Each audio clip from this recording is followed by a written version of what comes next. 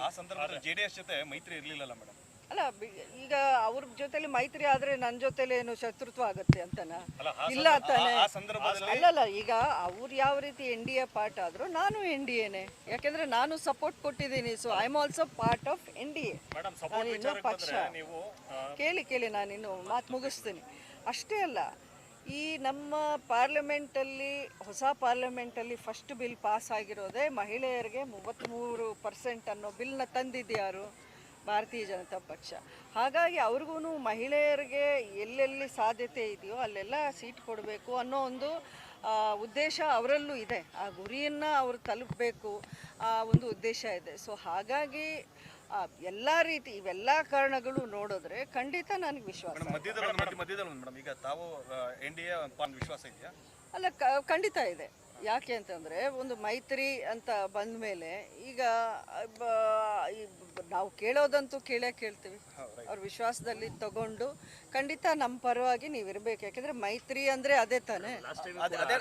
ಅದೇ ರೀತಿ ಆದರೆ ಮೈತ್ರಿ ಏನಾಯ್ತು ಅಂತ ನಿಮಗೂ ಚೆನ್ನಾಗಿ ಗೊತ್ತು ಅಲ್ಲ ಮೇಡಮ್? ಅದೇ ಥರದ ಪರಿಸ್ಥಿತಿ ಮತ್ತೆ ರಿಪೀಟ್ ಆಗ್ಬಿಡುತ್ತಾ ಅಂತ? ಅಲ್ಲ ನೋಡಿ, ಈಗ ಏನೇನು ಆಗ್ಬೋದು, ಏನೇನು ಆಗುತ್ತೆ ಅನ್ನೋದು ಹೇಳೋಕ್ಕೆ ನಾನೇನು ಫ್ಯೂಚರ್ ಪ್ರೆಡಿಕ್ಟರ್ ಅಲ್ಲ. ಅದು ಅಷ್ಟೆಲ್ಲ ದೂರಕ್ಕೆ ನಾನು ಯೋಚನೆ ಮಾಡಲ್ಲ. ಯಾಕೆಂದರೆ ಐ ಆಮ್ 100% ನನ್ನದೇ ಆದ ಕಾನ್ಫಿಡೆನ್ಸ್ ನನಗಿದೆ. ಖಂಡಿತ ಅದರಿಂದ ಒಳ್ಳೆಯದೇ ಆಗುತ್ತೆ. ಪಕ್ಷಕ್ಕೂ ಅದು ಒಂದು ಪ್ಲಸ್ ಪಾಯಿಂಟೇ ಆಗುತ್ತೆ. ಯಾಕಂದರೆ ಮಂಡ್ಯದಲ್ಲಿ ಇನ್ನೂ ಪಕ್ಷ ಬೆಳಿಬೇಕಾಗಿದೆ. ಬೇರೆ ಕಡೆ ಬೆಳೆದಷ್ಟು ಮಂಡ್ಯದಲ್ಲಿ ಇನ್ನೂ ಬೇಸ್ ಆಗಿಲ್ಲ. ಸೊ ನನಗೆ ಅವರು ಈ ಸೀಟು ಉಳಿಸ್ಕೊಟ್ಟು ಈ ಬಿ ಜೆ ಪಿ ಪಕ್ಷವೇ ಈ ಸೀಟನ್ನು ಸ್ಪರ್ಧೆ ಮಾಡೋದಾದರೆ ಪಕ್ಷಕ್ಕೂ ಅದು ಒಂದು ಸಂಘಟನೆ ಆಗುವಂಥ ಒಂದು ವಿಷಯ ಆಗುತ್ತೆ. ಸೊ ಇವೆಲ್ಲವನ್ನೂ ನಾನು ಅವರಲ್ಲಿ ಹೇಳಿದ್ದೀನಿ.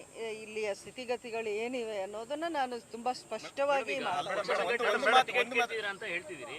ವಾಸ್ತವ ಮಾತಾಡೋದ್ರೆ ಜೆಡಿಎಸ್ ಕೂಡ ಅದೇ ತಾಟ್ ಯೋಚನೆ ಮಾಡ್ತಾ ಇರುತ್ತೆ. ಇಬ್ಬರು ಎರಡು ದಾಳಿಯಲ್ಲಿ ಯೋಚನೆ ಮಾಡೋದಾದ್ರೆ ಮೈತ್ರಿಗೆ ಏನು ಅರ್ಥ ಬರುತ್ತೆ ಮೇಡಮ್? ನೋಡಿ, ಅದನ್ನು ಸಾಲ್ವ್ ಮಾಡಬೇಕಾಗಿರೋದು ಪಕ್ಷದ ವರಿಷ್ಠರು. ಅದು ನನ್ನ ಕೈಲಾಗಲ್ಲ, ಇನ್ನೊಬ್ಬರ ಕೈಲಾಗಲ್ಲ. ಅದು ಲೀಡರ್ಸ್ ಮಾತಾಡಿ, ಅವರ ಅನುಭವ ಇದೆ. ಅವರು ಇದಕ್ಕಿಂತ ದೊಡ್ಡ ವಿಚಾರಗಳನ್ನು ರಿಸಾಲ್ವ್ ಮಾಡಿಕೊಂಡೇ ಇಷ್ಟು ಮಟ್ಟಕ್ಕೆ ಅವ್ರು ಸಕ್ಸಸ್ ಆಗಿರೋದು. ಖಂಡಿತ ಇದೊಂದು ವಿಷಯ ಇರ್ಬೋದು, ಅವರು ಅದನ್ನು ಒಂದು ಪಾಸಿಟಿವ್ ರೀತಿಯಲ್ಲಿ ರಿಸಾಲ್ವ್ ಮಾಡ್ತಾರೆ.